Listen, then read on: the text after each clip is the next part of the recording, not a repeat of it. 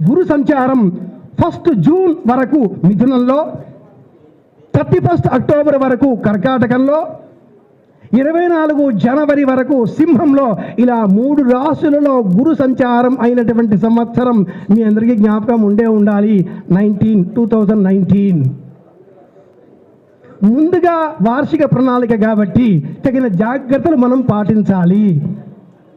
వ్యక్తుల మధ్య దూరాలు పాటించడం, బొట్టు పెట్టుకోవడం ఇది మనలో నెగటివిటీని తొలగించి పాజిటివిటీని పెంచేటటువంటి శక్తి. అందరం బొట్టు పెట్టుకోవాలి.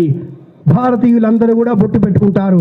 భారతదేశంలో జన్మించే ప్రతి వ్యక్తి, జీవించే ప్రతి వ్యక్తి బొట్టు పెట్టుకోవాలి. కుర్రవంతో విశ్వమార్యం. బొట్టు పెట్టుకుంటే నెగటివిటీ పోతుంది. అలాగే రాహువు కేతువు సంచారాలు సింహం కుంభం ఈ రాశుల్లో ఉన్నందువలన అద్భుతమైన యోగం పట్టేటటువంటి రాశులు మిథున రాశి, తులారాశి, ధనురాశి. ఈ రాశులకు ఈ సంవత్సరం పట్టిందల్లా బంగారమే. జాగ్రత్తలుగా ఉండవలసినటువంటి రాశులు మేషరాశి, సింహరాశి, వృశ్చిక రాశి. పర్వాలేదులే అనేటటువంటి రాశులు వృషభ రాశి, మకర కుంభ రాశులు.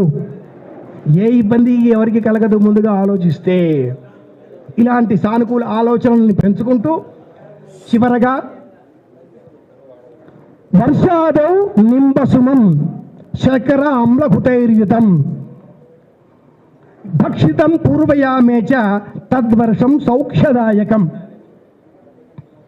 ఎలా మనం ఈ సంవత్సరాన్ని ప్రారంభం చేయాలి? మంచి తెలుసుకున్నాం, వ్యాధులే రాబోతున్నాయి అని ముందే తెలుసుకున్నాం. కాబట్టి వర్షాదౌ నింబసుమం. ఆత్మీయులారా, మీ అందరి గృహాలలో కూడా ఉగాది పచ్చడి చేస్తారు. ఇదిగో మన వద్ద కూడా ఉగాది పచ్చడి సశాస్త్రీయంగా అలంకరణ, అర్చన, చేతికి కంకణం, రక్షణ స్వీకరించడం. ఇది బూస్టర్, రోగాలు రాకుండా నిర్వహించేటటువంటి ఇదే టీకా. కరోనా అన్నాం కదా, 19 పోయింది, ఇంకేదో వస్తుందేమో, ముందుగానే టీకా తీసుకున్నాం. ఇదే ఆ టీకా. వర్షాదౌ నింబసుమం. మన గృహాలలో ఉగాది పచ్చడి చేస్తూ ఉంటాం. ఎవరము శాస్త్రోక్తంగా శాస్త్రీయ విధి విధానాలలో చేయడం లేదండి. శాస్త్రోక్తంగా ఎలా చేయాలి అంటే ఇదిగో ఇలా: వేప పువ్వు, బెల్లము, చింతపండు రసము, నెయ్యి ఈ 4ంటినే కలిపి తీసుకుంటే అది బూస్టర్. అలా కాకుండా తీపి, పులుపు, కారం, చేదు, బగరు అంటూ అనేక మంది టీవీలలో చెప్పే పండితుల మాటలన్నీ టీవీగా ఉండేవి కదా, టీవీ పండితులు కదా, బొట్లు పెట్టుకుంటారు కదా, కండువాలు శాలువాలు వేసుకుంటారు కదా, నమ్మేసి అలా చేసుకుంటే అది రుచిగా మారుతుంది, ఆరోగ్యాన్ని ఇవ్వదు.